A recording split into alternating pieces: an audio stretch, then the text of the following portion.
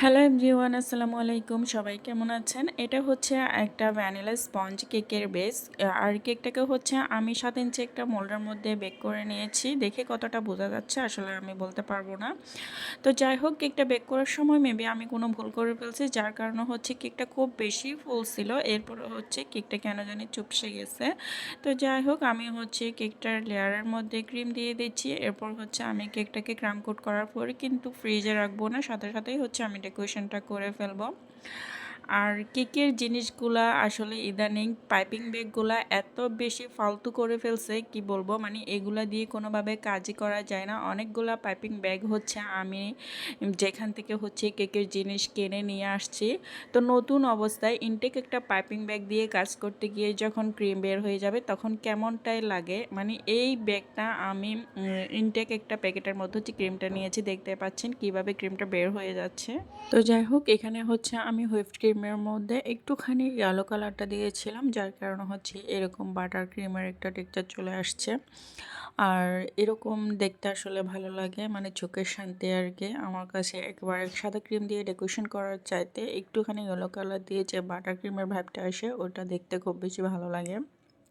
তো যাই হোক, এখানে আমি মন শেপের ওই ডেকোরেশনটা করব।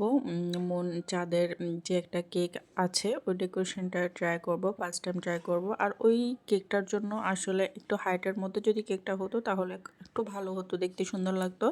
বাট আমার মনে হয় এখনও ঠিক আছে, আমি ফার্স্ট টাইম করেছি হিসাবে খুব একটা খারাপ হয়নি। যারা যারা হচ্ছে আমাদের কাছে কেক অর্ডার করতে চাচ্ছেন তারা অবশ্য হাতে 2-1 দিন সময় নিয়ে হচ্ছে অর্ডারটা কনফার্ম করবেন, কারণ ইমার্জেন্সি অর্ডারের কেকগুলো আসলে করতে পারলেও মনের মতো করে করা যায় না, মানে হয় কাস্টমারের চয়েস হবে না, না হলে আমার নিজেরই ভালো লাগবে না।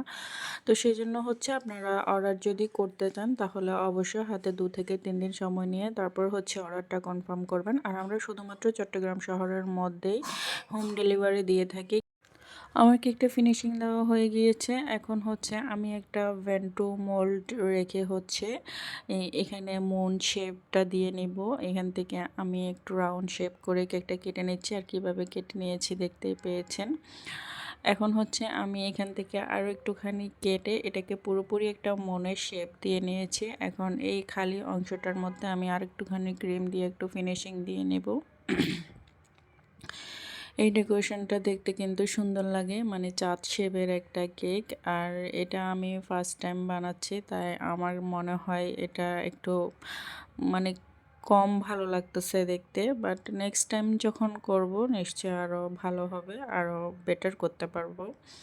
তো যাই হোক, এখন হচ্ছে আমি যে অংশটা কেটে নিয়েছিলাম সেটা তো হচ্ছে আমি একটু সুন্দরভাবে ফিনিশিং দিয়ে নিয়েছি একটা কালার দিয়ে। এখানে হচ্ছে আমি ইয়েলো কালার অ্যান্ড হচ্ছে অরেঞ্জ কালার মিক্স করে এই কালারটা নিয়ে আসছি। একটু ইয়েলো কালারের পরিমাণটা একটু কম থাকবে আর হচ্ছে অরেঞ্জ কালারের পরিমাণটা একটু বেশি থাকবে, দেন হচ্ছে এই কালারটা আসবে।